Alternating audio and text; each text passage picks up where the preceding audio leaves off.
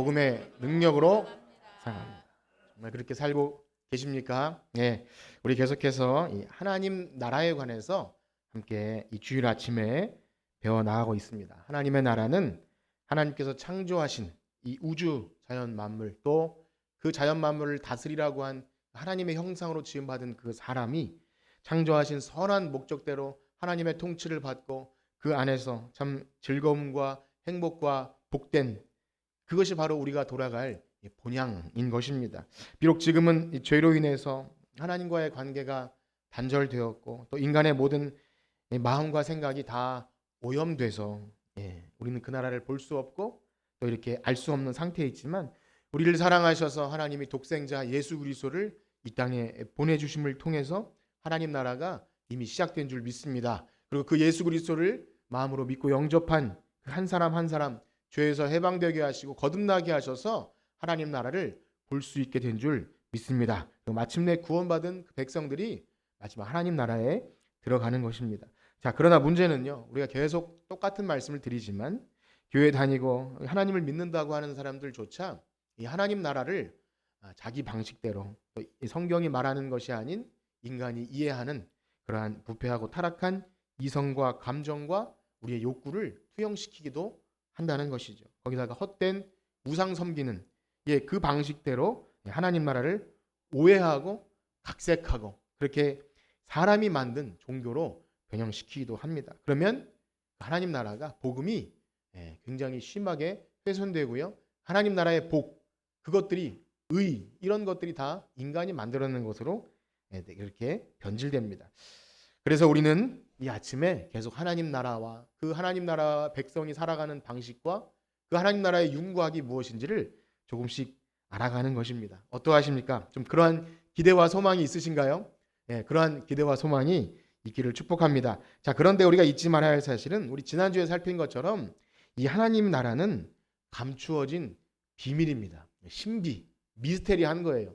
그러니까 우리가 인간들이 생각하듯이 내가 이 종교를 한번 연구하고 탐색하고 내가 한번 독파를 해서 내가 한번 깨우쳐 보겠다, 그런 것도 아니고요, 윤리 도덕적인 어떤 행위와 노력으로도 이 하나님 나라를 얻을 수 없습니다. 인간 스스로 내가 아무리 기독교 진리를 내가 한번 알아보겠다, 절대 그럴 수 없는 것이죠.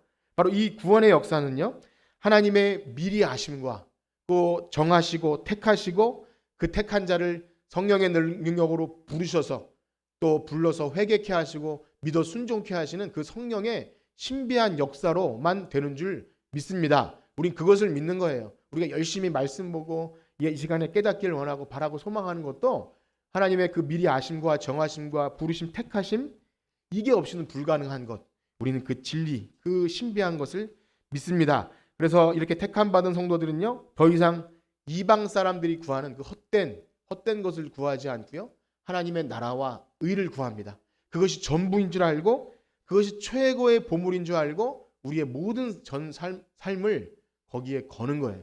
밭에 감추어진 보화를 발견한 사람이 자기의 모든 소유를 팔아 그 밭을 사고 마는 것처럼, 바로 우리는 이 아침에 참 하나님 나라의 복된 비밀을 발견한 성도님들인 줄 믿습니다. 저는 그렇게 믿어요. 여러분, 오늘 아침에 예배하러 나오신 여러분들, 그런 신비한 역사가 아니면 이 자리에 모일 수 없는 거죠.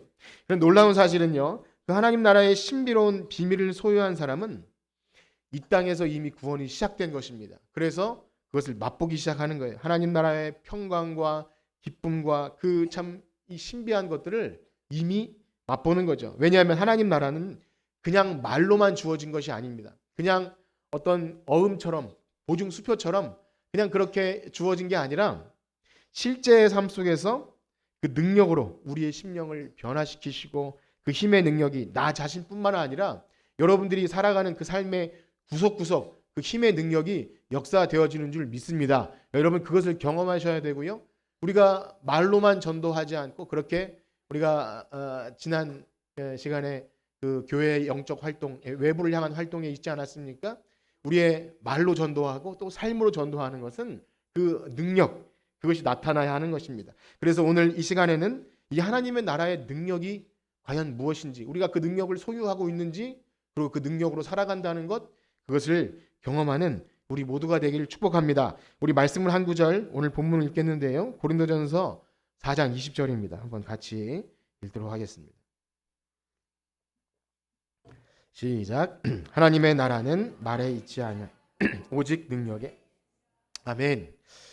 우리가 이 고린도전서를 함께 쭉 살펴보다가 이 부분을 봤으면 참 제가 배경 설명을 드리지 않아도 참 좋을 텐데 잠깐 그 말씀을 드리고 이 능력, 하나님의 나라 왜 이런 말을 했는지를 좀 살펴볼 텐데 고린도는요 고대 그리스 헬라 문화가 아주 꽃피었던 항구 상업 도시, 항구 도시입니다. 많은 사람들이 모이고 붐비고 그러니까 토론 문화와 학술원과 철학적인 논쟁 그 고대 아테네로부터 출발해서 그 아리스토텔레스, 소크라테스 이런 그런 영향을 많이 받은 그래서 엄청 말을 잘합니다. 지혜로운 말과 언변과 이런 고도로 발달된 문화.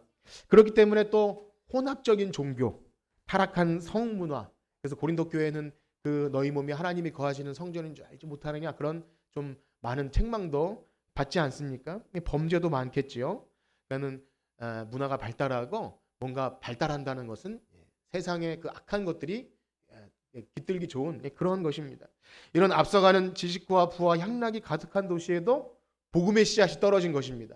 그래서 참 놀랍게도 사람들이 변하고 교회가 생기고 예배드리는 공동체가 막 생겨나는 것이죠. 그러나 말씀드린 대로 복음이 들어가고 교회가 생겨도 우리는요 구원을 받았지만 단번에 그것이 이 땅에서 그냥 단번에 되는 것이 아니에요. 그러니까 구원이 우리의 노력으로 된다는 말이 아니라 이 땅에서의 성화의 과정을 거치는데 그것을 포기할 수 없는 겁니다. 우리가 다른 잘못된 신앙을 가지면 우리가 예수님을 그냥 고백하면 다 끝났다고 말하는 것이 아니죠. 그래서 이 땅에서 참 변화되고 다듬어지고 하나님이 주어진 인간의 시간 동안 그렇게 다듬어지는데 그렇지 않으면 우리의 그런 죄악된 모습, 과거의 그런 옛 모습들이 이렇게 자꾸만 드러나죠. 그래서 한국 교회도 처음에 복음이 들어오고 교회 나왔지만 가장 문제가 됐던 게 그 술과 담배이지 않았겠습니까? 그래서 거기에서 뭐 성경에 나오나 안 나오나 이 차원의 문제가 아니라 그것 때문에 제대로 된 변화의 삶이 안 되니까 그거 끊으라고 한 거예요. 그런데 억지로 안 되는 거죠. 이 복음의 역사. 그래서 이제 끊게 되는 역사도 있는 것인데 어쨌든 고린도 교회도 그렇게 예수님을 믿었지만 안 되는 것이 있어요. 그 문제가 가장 대표적인 게 뭐냐면 말씀드린 대로 잘난 거죠.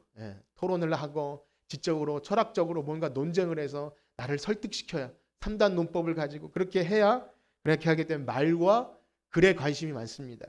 참 듣는 수준이 높아진 거죠. 수사학적인 기교와 화려한 언변으로 내가 감동되면 은혜 받은 그렇게 되는 겁니다. 그런데 이 복음을 전한 그 사람들이 참 뭐랄까요? 우리 대사도 바울, 사도 바울 하는데 그 사람 보니까 뭔가 초라해요. 말도 잘 못하고 또 건강도 별로 좋지 않고 그러다가 좀 말도 무뚝뚝하게 좀 반응하는 데다가 그는 언제나 십자가에 달린 예수 그리스도만 말하는 거예요. 나는 예수 그리스도와 십자가에 달린 그것만 나는 자랑합니다. 그것만 알기 원합니다. 이렇게 말하면서 뭔가 이렇게 좀 화려한 언어를 쓰지 않는 거죠. 분명 그는 좋은 가문에 태어났고 또 유명한 학파에서 공부를 했기 때문에 철학적인 논쟁을 해도 충분히 가능한데 그런 지적인 욕구를 채워주지 않고 맨날 예수 그리스도 십자가 부활 그런 얘기만 하니까 뭔가 얕잡아 보기 시작하는 거죠. 그러니 그들은 바울에 대해서 여러 가지를 헐뜯습니다. 그가 과연 사도가 맞는지 그는 그렇게 말도 못하는데 우리가 그것을 어떻게 듣는지 그에 대해서 사도 바울이 이렇게 말하는 거죠. 우리 고린도전서 4장 18절에서부터 한번 읽겠습니다. 18절에서 19절 20절까지를 연속해서 읽겠는데요. 시작. 어떤 이들은 내가 너희에게 나아가지 아니할 것 같이 스스로 교만하여졌으나 주께서 허락하시면 내가 너희에게 속히 나아가서 오직 그 능력을 알아보겠으니 하나님의 나라는 오직 능력에 있습니다. 아멘. 조금 더 쉽게 풀어서 읽어드리면 그런 거예요. 좋습니다. 저는 여러분들에게 갈 준비가 다 됐습니다. 여러분들 가운데 내가 혹시 가면 말로 질까봐 무서워서 내가 못 간다고 생각하는 사람들이 있는 모양인데 나는 절대 그렇지 않습니다. 전 당장이라도 갈 수 있어요. 그런데 가게 되면 여러분 내가 말이 아니라 여러분 능력을 좀 알아볼 것입니다. 지금 이렇게 말하고 있는 거예요. 그렇게 말을 잘하는 것 말고 능력이 있음을. 왜냐? 하나님의 나라는 말에 있는 것이 아니라 능력에 있기 때문입니다. 지금 우리가 읽은 본문을 풀어 읽으면 그렇다는 거예요.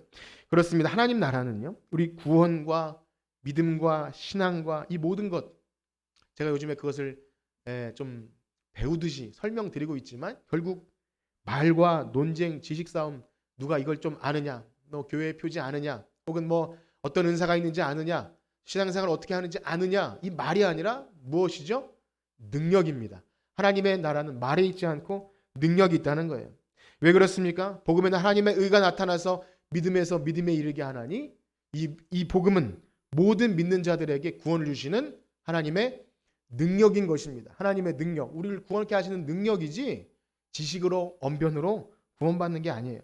그럼에도 불구하고 오늘날 많은 사람들은요, 기독교가 어떤 사람들의 어떤 지식과 깨달음, 우리 삶에 조금 우리의 삶의 질을 높여줄 어떤 가르침 정도로 생각하기도 합니다.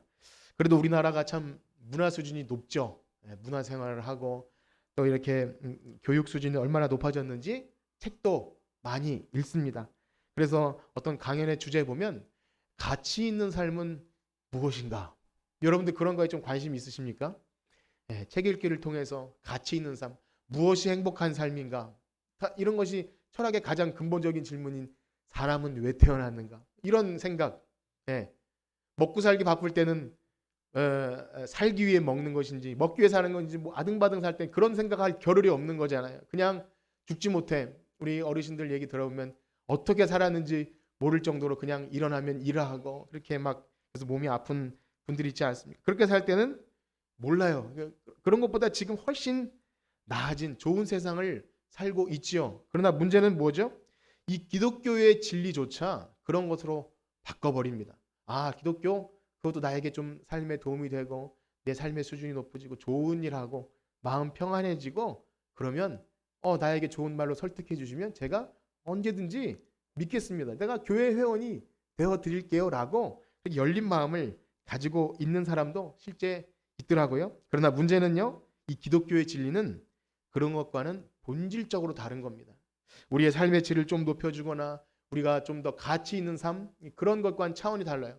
죄인은요, 그런 걸로 대충 수정해서 고쳤을 인생이 아닌 것입니다. 사람은 죄를 범해서 하나님의 영광에 이르지 못하는 근본적인 죄인입니다. 여러분 그것을 믿으시나요? 그렇기 때문에 하나님의 전적인 능력이 없이는 사람은 조금 고쳤을 인생이 아닙니다. 그래서 기독교 복음 결코 말로 끝나지 않아요. 우리를 조금 코끝이 찡하게 하는 감동으로 되어지지 않습니다. 하나님의 전적인 능력, 세상의 어떤 지식과 학문과 철학과 사상으로는 도저히 감당할 수 없는 영혼을 살리는 신비한 능력이 기독교 복음 안에 있는 줄 믿습니다. 자, 그렇기 때문에 이 사실을 모를 때 제가 아는 어떤 정말 그 유명한 뭐 여러분들은 모르시겠지만 원어를 전공하고 헬라어, 히브리어 어떤 교수님보다 능가하는 참 철학적인 언변을 가지고 있는 어떤 교수님이 계시는데 성경을 가르치고 막 그래요. 그런데 집요하게 제가 물어봤더니 예수 그리스도를 주로 고백하지 않습니다. 정말 신기하지 않나요? 그런 사람들이 실제로 있어요. 예수 그리스도가 나를 위해 십자가에 달려 돌아가심을 믿지 않습니다. 사실 그런 경우는 여러분들이 접하기 쉽지 않은 게 때문에 그런 것은 그냥 차치하고서라도 우리 주변을 한번 살펴보면 예배에 잘 참석하는 어떤 뭐 성도가 있다고 칩시다. 교인들이 있을 수 있어요. 신앙 고백도 암송하고 교회의 어떤 것에 동의하고 참 좋다 할 수 있는데요. 그 삶 가운데 정말 하나님의 능력에 대한 어떤 감각이 없든지 하나님의 능력을 사모한다든지 아니면 하나님의 능력 때문에 내 삶에 어떤 변화가 일어난다는 것에 대한 어떤 생각이 없으면 디모데후서 3장 5절에 보면 이런 말씀이 있어요. 경건의 모양은 있으나 능력은 부인한다. 정말 그런 것이 실제 있을 수 있다는 거예요. 교회가 크고 발달하고 사람들이 모일 때는 그런 일이 실제 있을 수 있습니다. 분명 기독교인이고 교회에서 직분도 있는데 가정에서나 직장에서나 또 친구들을 만나는 것 가운데 내 믿음과 삶이 일치하지가 않아요. 그냥 분리된 상태로 교회는 하나의 어떤 내 삶의 가치를 높여줄 영역, 그냥 마음을 편안하게 해준 그 정도인 것이죠. 내 개인적인 삶과 아무도 보지 않는 곳에서의 모습과 교회와 삶이 완전히 연결이 되지 않습니다. 어떠하십니까, 여러분? 여러분들의 삶에 하나님의 능력이 나타나고 있습니까? 그렇게 되길 축복합니다. 하나님의 나라의 그 능력, 나를 볼 때, 이 권사님, 우리 집사님 볼 때 정말 다른 것 같아요. 정말 다른 교인 어떤 분들과 다른 것 같아요. 그런 말씀을 하시더라고요. 우리 그 자녀를 가지신 권사님이 우리 아들이 왜 교회를 안 나오는지 얘기할 때 이렇게 집집마다 가정마다 방문하는데 교회 안 다니는 집보다 장로님 권사님 집에 가서 방문해서 뭘 설치해드리면 거기서 그렇게 클레임을 걸고 까다롭게 하고 그게 힘들게 한대요. 뭐 이유가 충분해요. 그래서 뭐라고 설득할 수가 없을 것 같아요. 그래서 정말 그거 볼 때 과연 교회에서는 어떠할까? 차라리 교회 가서도 그러면 좋겠는데 교회에서 거룩하게 기도하고 안녕하세요. 참 인사했는데 그렇게 어디 딴 데 가서는 그렇다면 얼마나 참 초라해지는 것이겠습니까? 그래서 능력이 도대체 무엇입니까? 그런데 놀라운 사실은요. 하나님의 나라의 복음으로 말미암아 삶의 근본적인 변화, 그 거듭남을 경험한 사람들 한 사람 두 사람들로부터 이 교회 역사 속에서 세상을 바꿔왔습니다. 우리가 뭐 굳이 다 설명드리지 않아도 그 기독교가 여러분 그 우리가 요즘에 마태복음 24장을 읽는데 그 로마가 완전히 예루살렘을 초토화시키고 예루살렘 성전을 파멸시키는 그 로마가 채 300년이 되기도 전에 그 예수 운동 아주 이단으로 취급받던 그 로마의 그 콜로세움의 그 사자밥이 되게 했던 그들로 인해서 로마가 국교로 변합니다. 그 대로마 제국이 그들이 핍박했던 그 순교자의 피가 흐른 그 땅이 기독교 국가가 되죠. 뭐 기독교 국가가 되었다는 것이 도덕적으로 또 역사적으로 어떻게 평가될지는 두 번째로 하고서라도 말도 안 되는 일이 벌어진 거죠. 세계 역사 속에서도요. 자유와 평화와 인권과 또 의료와 복지와 또 학교와 빈민 구호와 그 수많은 일들에 헌신된 그리스도인이 곳곳에 들어가서 하나님 나라를 꿈꾸면서 거기서 변화된 심령을 가지고 세상을 변화시키죠. 그런데 우리가 교회 안에서 이 능력을 얘기할 때 참 조심스럽게 생각해야 할 것이 있습니다. 이 능력이 마치 우리에게서 나가는 어떤 것이라고 착각하기가 쉽습니다. 하나님께서 사용하셔서 정말 놀라운 일을 한다 할지라도 내가 소유하거나 나에게서 어떤 내 레벨이 올라가는 그러한 일이 아니라는 거죠. 성경에는 믿는 자들에게 이런 표적이 따를 것이다. 그런 말씀이 있는데요. 분명 그런 것이 있었어요. 예수님께서 제자들을 파송하시면서 특별히 권세를 주셔서 이런 일들을 하게 하셨죠. 그런데 그것으로 마치 내 능력, 내가 이런 참 특별한 그룹에 속했다는 것을 증명해내기 위한 나에게 정말 믿음이 있다는 것에 대한 그런 증명해 보이기 위한 것이 아닌데도 그런 욕구가 우리 안에 있습니다.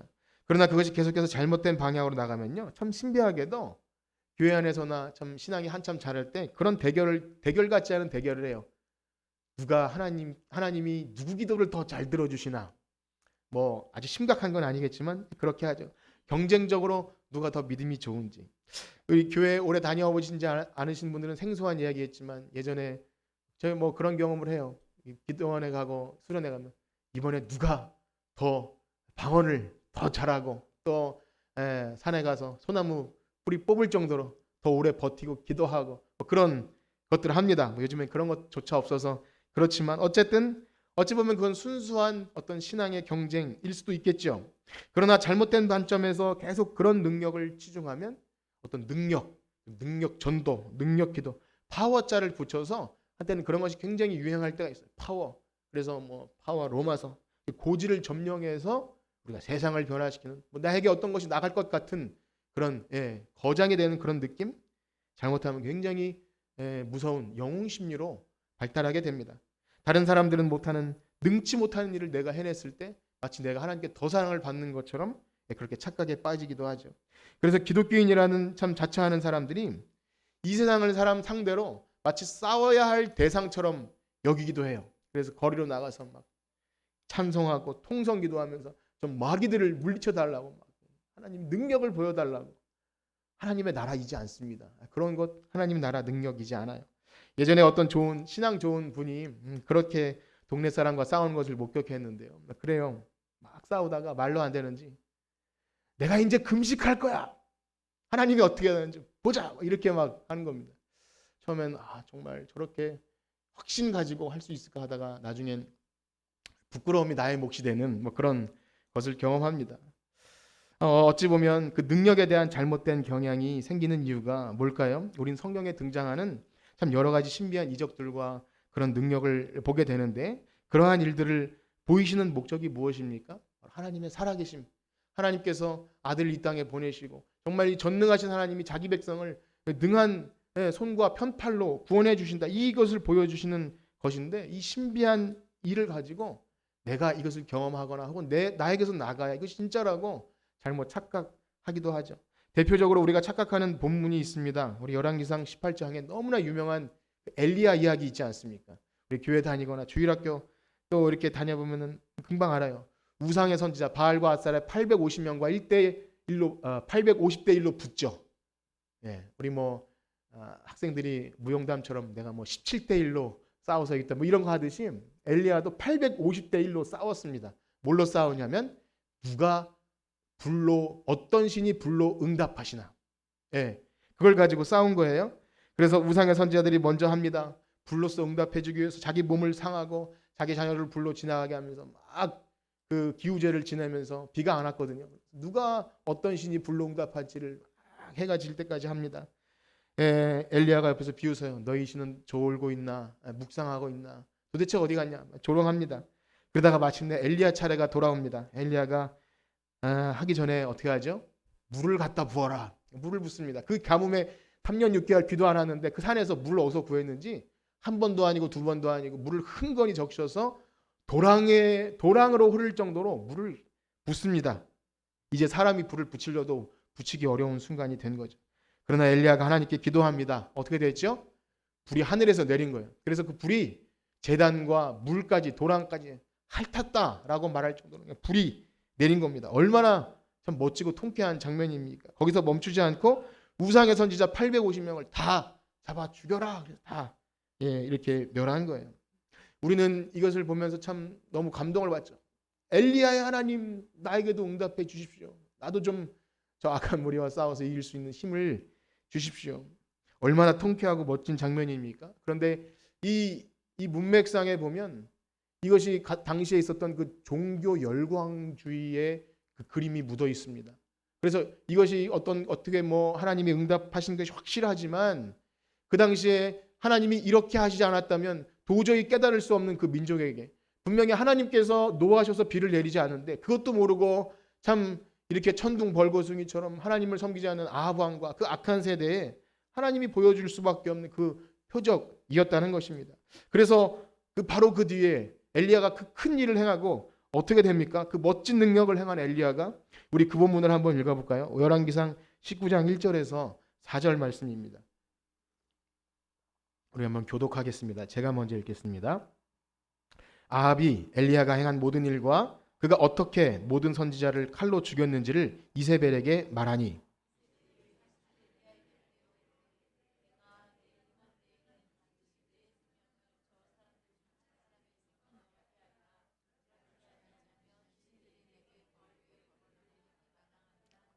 그가 이 형편을 보고 일어나 자기 생명을 위해 도망하여 유다에 속한 브엘세바에 이르러 자기의 사환을 그곳에 머물게 하고 자기 자신은 광야로 들어가 하룻길쯤 가서 한 로레뎀나무 아래 앉아서 자기가 죽기를 원하여 이르되 여호와여 넉넉하오니 지금 내 생명을 거두시옵소서. 나는 내 조상들보다 낫지. 아멘. 어떻게 된 거죠? 그 아합왕의 아내인 이세벨이 죽이겠다고 하니까 완전히 낙심하고 좌절해서 하나님 저는 그냥 죽는 게 낫습니다. 굉장히 교만한 거죠. 차라리 전 죽는 게 낫습니다 하면서 생명을 거두어 달라고. 이것이 엘리야의 본질이에요. 사람은 그렇습니다. 아무리 능력을 해와도 본질은 변하지 않아요. 하나님이 자신의 능력을 나타내시기 위해서 그를 사용하셨을 뿐이지 인간은 아주 사소한 일에 넘어져서 굴을 파고 그냥 땅 깊은 곳에 들어갈 수밖에 없는 그런 초라한 존재입니다. 이 세상에 어떤 인간도 능력을 조금 경험했다 해서 그렇게 하나님 자리에 앉을 수 없는데 얼마나 인간이 교만한지 사이비 이단 교주가 돼서 그 신천지 이만이나 정명석이나 이런 인간 신들이 나타나서 자기가 메시아라고 이런 엄청난 끔찍한 일들을 하는 참 미쳐 돌아가는 행동을 하는 것 아니겠습니까? 비판받을 만하죠. 그러나 하나님이 엘리야를 다시 만나실 때가 언제입니까? 하나님이 죽기를 청하고 있는 엘리야에게 이렇게 천사를 보내서 떡과 물을 주시고 야, 일어나라. 그러니까 또 힘을 얻어서 40주 40야를 달려서 하나님의 산 호렙에 이르게 됩니다. 그런데 하나님의 음성을 어느 순간에 듣는지 그 상황이 매우 의미심장합니다. 우리 열왕기상 19장 9절에서 12절까지를 또 읽겠는데요. 제가 먼저 읽겠습니다. 엘리야가 그곳에 굴에 들어가 거기서 머물더니 여호와의 말씀이 그에게 임하여 이르시되 엘리야야 내가 어찌하여 여기 있느냐.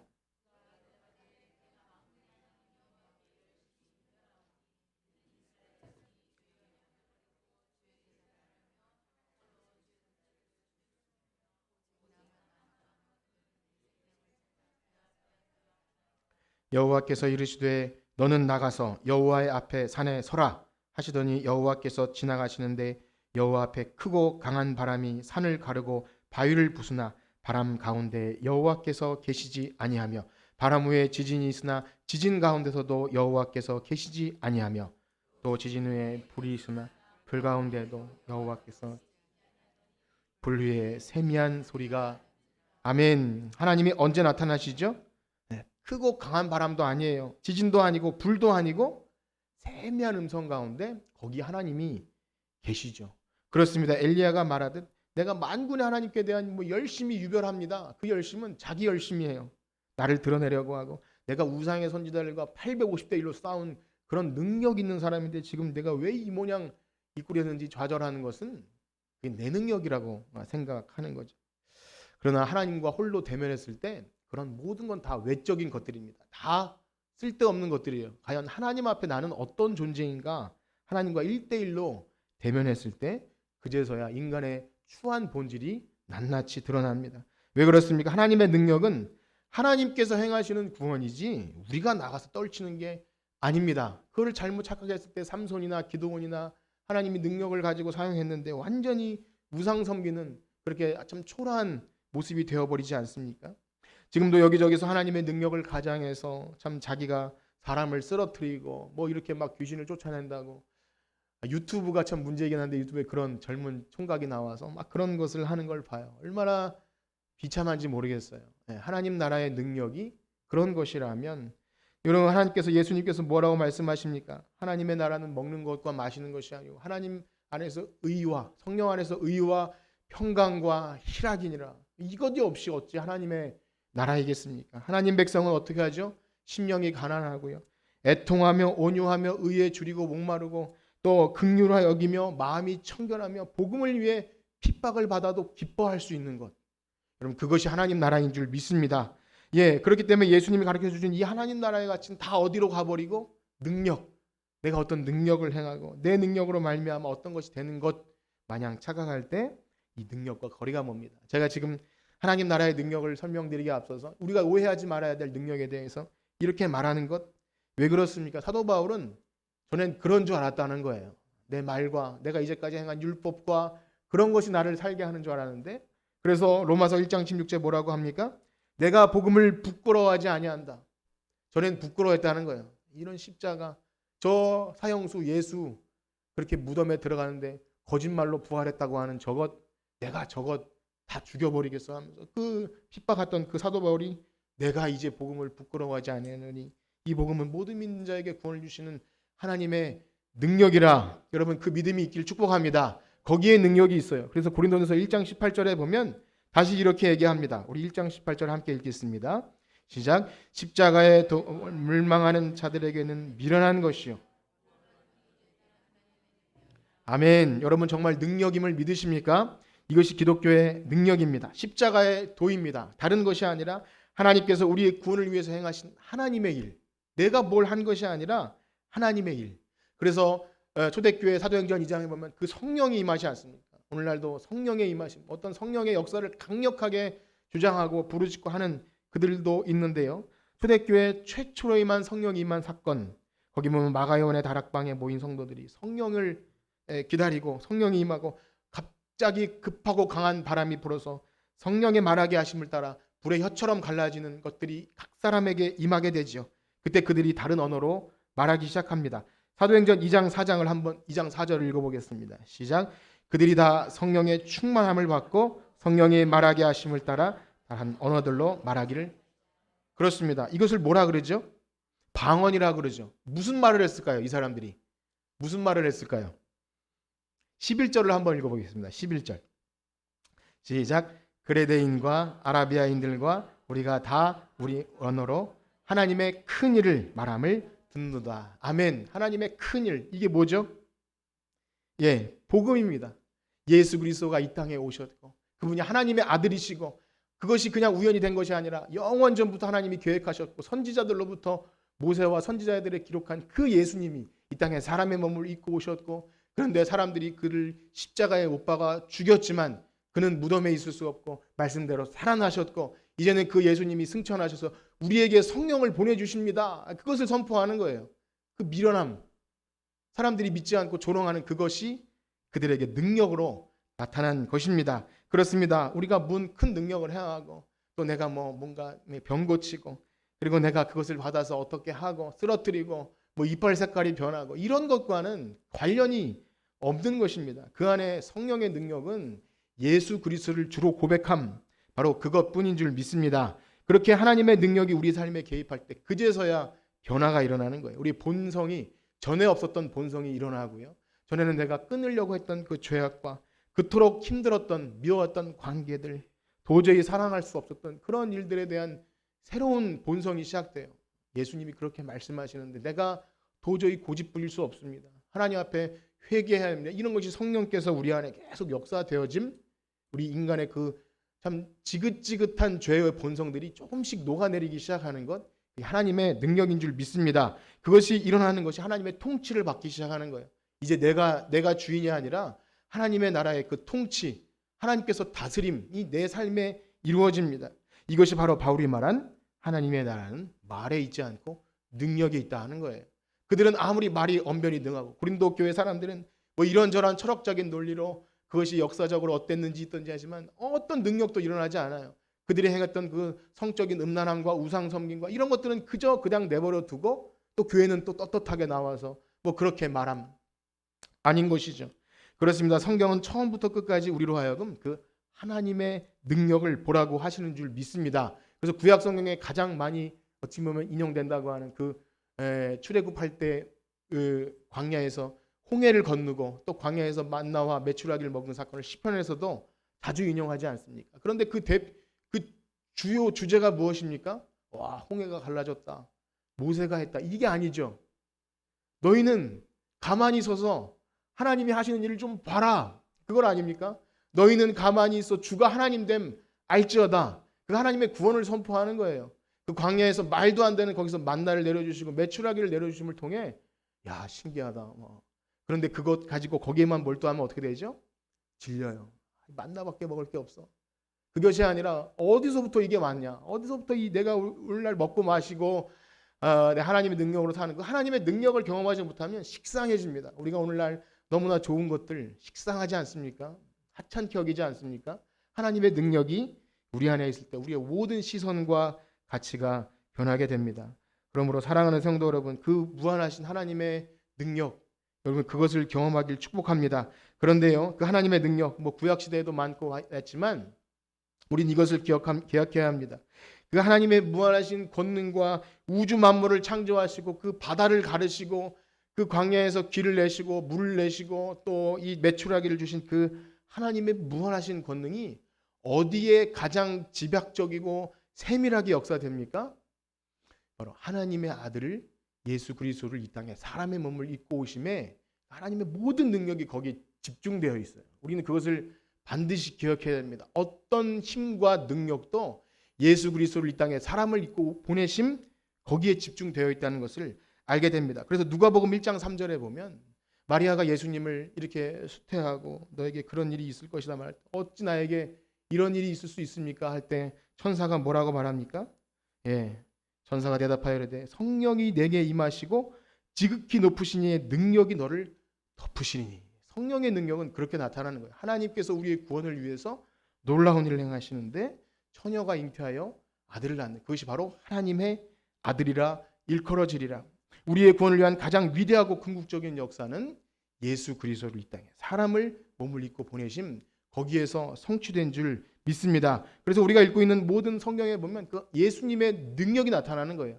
하나님의 아들, 완전한 사람이지만 하나님의 능력이 결정되어 있기 때문에, 결정체로 있기 때문에 가는 곳마다 사람들이 그 가르치심에 놀라고, 함부로 말할 수 없는 게 그 말씀하시는 것이 다른 서기관과 바리새인과 같지 않아서 막 그 권위에, 그냥 그 예수님을 잡으려 했던 사람도 그 권위에 눌려버리는 거예요. 그러니까 사람이 그렇게 되어야 하는 것이 아니라 그것을 보고 이분이 진짜 메시아이시구나, 이것을 알려고 하는 거죠. 그리고 가장 놀라운 사건은 무엇입니까? 그 무한하신 하나님의 능력이 가장 집중적으로 드러난 예수 그리스도께서 정말 이상하게도 사람들에 의하여 잡히시고 또 침뱉음 당하시고 그 십자가에서 죽으시는 거예요.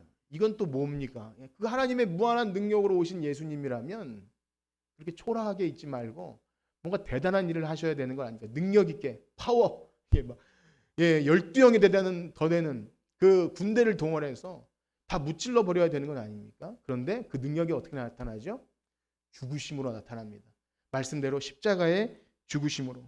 사람들은 그렇게 승리한 줄 알았는데 알고 보니 셋째 날이 되니까 그 사람들이 돌을 굴려서 무덤을 막았는데 하나님은 죽음에 계실 수 없었고 하나님의 능력이 예수님을 다시 살게 하신 줄 믿습니다. 이것이 하나님의 큰 일이에요. 우리가 말하고 기뻐하고 전해야 되고 감동해야 될 그 일은 바로 이 하나님의 큰 일입니다. 여러분들이 여기서 기뻐함과 능력을 경험할 수 없다면 그런 모든 것들은 기독교 그냥 언저리에 아주 하찮은 외적인 거예요. 가끔씩 우리는 그런 것 다 빼놓고 다른 것에 시험 들고 또 마음이 무너지고 기분이 좋았다 슬퍼지다 하지 않습니까? 하나님의 능력을 모르기 때문입니다. 그래서 사도 바울은 자기가 가지고 있었던 그 화려한 배경과 그 지식과 학문과 모든 것을 다 똥처럼 여기고 이제 이 부활의 권능과 고난의 참여함을 알고자 이렇게 고백을 합니다. 우리 빌립보서 3장 말씀 한번 읽겠습니다. 빌립보서 3장 10절에서 12절입니다. 우리 다 같이 한번 읽겠습니다. 시작. 내가 그리스도와 그 부활의 권능과 그 고난의 참여함을 알고자 하여 그의 죽으심을 본받아 어떻게 해서든지 죽은 자 가운데서 부활에 이르려 하노니 내가 이미 얻었다 함도 아니요 온전히 이루었다 함도 아니라 오직 내가 그리스도 예수께 잡힌 바. 아멘. 바울은 그래도 다시 살아나신 예수님 만났고 참 이 죽음과 부활에 대한 확신이 있던 것 아니겠습니까? 그럼에도 불구하고 이 부활이 얼마나 귀하고 놀라운지 이 부활의 권능과 고난에 참여하고 싶은 그런 마음 가지고 이 본문의 해석이 굉장히 좀 난해하긴 하지만 어쨌든 그 흐름을 우리가 느끼지 않습니까? 더 알고 싶습니다. 내가 그 부활과 예수님의 고난과 죽음과 나를 위해 하신 그 일을 내가 더 알고 싶고 그래서 내가 앞에 있는 것을 잡으려고 쫓아갑니다. 여러분 그런 은혜가 있기를 축복합니다. 이미 얻었다 생각하지 마시고 나는 이제 구원 받았으니까 다 알고 있다 이렇게 여기지 마시고 도대체 하나님의 능력이 어떻게 그렇게 나타났는지 그것을 더 알기를 원하는 여러분들 되시길 축복합니다. 놀라운 사실은 그것을 알면 알수록 어떻게 됩니까? 우리의 이 거짓된 자아가 발가벗겨집니다. 자백하게 되고 회개가 일어나고 나의 위선적인 가면이 벗겨집니다. 그렇지 않다면 아직 하나님의 능력을 경험하지 못한 것입니다. 예수 그리스도의 십자가 부활로 말미암아 거듭남의 은총을 경험하지 못한 것입니다. 그렇습니다. 바울은 그 어떤 논쟁이나 철학적인 이론이 아니라 십자가에 달린 예수 그리스도만 알기로 작정했다고 그렇게 예수님의 죽으심과 부활만 전해도 놀라운 능력이 일어났음을 이렇게 말합니다. 오늘 고린도전서 2장 1절에서 5절 우리 다 같이 한번 교독해 볼까요? 고린도전서 2장 1절에서 5절 제가 먼저 읽겠습니다. 형제들아 내가 너희에게 나아가 하나님의 증거를 전할 때 말과 지혜의 아름다운 것으로 아니하였나니 내가 아무것도 알지. 내가 너희 가운데 전할 때 약하고 두려워하고 심히 떨었노라. 내가 말과 내 전도함이 설득력 있는 지혜의 말로 하지 아니하 다만 성령의 나타나심과 능력. 함께 읽겠습니다. 너희 믿음이 사람의 지혜에 있지 아니하고 다만 하나님의 능력에. 아멘. 저는 이 말씀이 너무나 저에게 특별하게 다가옵니다. 제가 여러분들을 때로는 설득시키고 싶고 또 지혜 있는 말 여러 가지 책도 읽고 그렇게 하고 싶은데 알고 보면 참 초라한 것이죠. 예수 그리스도의 십자가와 그가 못 박히신 그것만 말해도 하나님께서 능력 있게 역사하심이 제가 잘 안 믿어지는지 모르겠습니다. 그러나 놀라운 사실은 예수 그리스도의 죽으심과 부활만으로 충분한 줄 믿습니다. 그것만 경험한 사람들은 정말 삶이 변하는 거예요. 자신이 얼마나 비참한 죄인이며 하나님 앞에 초라한 것인지를, 하나님의 놀라운 은총을 경험할 수 없는 죄인임을 느끼죠. 더 이상 나만을 알아주기 원하는 그 어린아이의 일을 버립니다. 옛 본성이 사라지고 형제를 사랑하게 되고 배려하게 됩니다. 나를 알아주지 않았다고 삐지고 돌아가고 이런 그런 어린아이의 일을 더 이상 하지 않는 것입니다. 다른 사람이 상처받을까 봐 나를 조심시키는 것, 그것은 그리스도의 십자가의 능력만이 그를 변화시킵니다. 왜냐하면 오직 예수 그리스도와 십자가만 알기로 작정한 사람들은 더 이상 내 안에 내가 사는 것이 아니죠. 누가 사십니까? 그리스도께서 사시기 때문에 내 자아와 내 그 알량한 자존심과 그런 허접한 것들 가지고 그렇게 하지 않아요. 얼마나 무섭고 초라한 일입니까? 뭐 직분이 있고 교회 오래 다녀도 이거 너무나 그런 것 때문에 그렇게 되는 것을 볼 때 너무나 마음이 아픈 것이죠. 사랑하는 성도 여러분, 하나님의 능력을 알고 계십니까? 우리가 그 능력을 과연 우리 소유하고 있습니까? 그 능력으로 인하여 거듭난 은총, 회심의 경험, 보라 이전 것은 지나갔으니 새 것이 되었도다 하는 그 말씀이 여러분 삶에 있으십니까? 우리 교회는 참 좋으신 분들이 많아요. 제가 이렇게 만나보면서 느끼는 것인데 그런 말씀을 하세요. 목사님, 제가 젊었을 때 얼마나 싸움 잘하고 지나가던 사람 싸움까지 끼어들어서 싸움하는 사람이 잘 아냐고. 정말 그런 분이 아닌데 그렇게 말씀하시면서, 그런데 어느 날 성령께서 내 안에 계심을 느끼고 내 삶이 변하고 이제 그런 것들이 참 아니라는 것을 깨닫게 될 때 이 기쁘고 환난과 핍박이 와도 나는 주와 같이 길 가는 것 즐거운 일 아닌가, 그 찬송이 너무 좋아서 그렇게 기쁘게 신앙생활 하면서 때로는 그 기도가 쉬게 되고 믿음이 식을 때 주여 내 안에 그 성령을 거둬가다지 말라고, 그게 기도 제목이라고 하십니다. 그래서 참 감사한 거예요. 그것이 하나님 나라이죠. 내가 전에 없었던 본성, 내 성격 같으면 확 뒤집어 버리고 싶은 그런 것들이 성령의 능력으로 변화되면 그것이 하나님의 가장 큰 능력인 줄 믿습니다. 여러분들의 삶 가운데 내 아내나 자녀나 남편과 지긋지긋한 관계들 성령의 능력으로 정말 해결되는 역사가 있기를 축복합니다. 하나님 나라의 근본적인 변화, 회심, 또 그건 것들 내 노력으로 되는 것이 아닙니다. 하나님의 능력을 경험하게 될 때 뭐 학생들이나 우리 여러분들에게 제가 고개를 들고 말씀을 들고 찬양을 우리 열심히 합시다, 박수치며 합시다, 이럴 필요가 없는 거죠. 성령의 능력을 경험하면 하나님을 찬양하고 싶고요, 전도하고 싶고 그 삶에서 그 예수 그리스도를 전하기 싶어서 내가 복음을 부끄러워하지 아니하노니 이 복음은 나를 구원하신 하나님의 능력입니다. 여러분, 그러한 놀라운 변화가 우리의 삶 가운데 일어나길 축복합니다. 기도하겠습니다. 하나님 감사합니다. 우리의 죄와 허물로 인하여 죽었던 우리를 살리기 위해서 하나님께서 행하신 그 놀라운 일들을 오늘도 듣게 됩니다. 하나님은 우리를 살리시기 위해 하나님의 무한하신 능력으로 사랑하는 아들을 이 땅에 사람의 몸을 입고 보내셨습니다. 비록 그 아들이 죄인들의 손에 십자가에 못 박아 죽였지만 하나님은 능력으로 그 아들을 죽음에서 부활시키신 줄 믿습니다. 사람들은 그 하나님의 능력에 대해 미련하다 말하고 어찌 사람이 처녀의 몸에 잉태할 수 있냐고 조롱하며 어찌 창조주가 십자가에 달려 죽을 수 있냐고 의문을 제기하고 그리고 죽었던 사람이 어찌 살아날 수 있냐고 말합니다. 그런 이야기 말고 우리를 감동시킬 논리적이고 화려한 말로 기독교를 설명해달라고 말합니다. 그러나 우리는 사람들이 조롱하는 그 미련한 십자가만이 우리에게 구원을 주시는 하나님의 능력인 줄 알고 주님만 믿고 따라갑니다. 하나님 우리에게 자비와 은총을 베푸셔서 세상의 헛된 것 쫓아가지 않고 그 미련한 십자가 붙들고 마지막 때를 살아가는 천국 백성들 되게 하여 주시옵소서. 예수님의 이름으로 기도합니다. 아멘.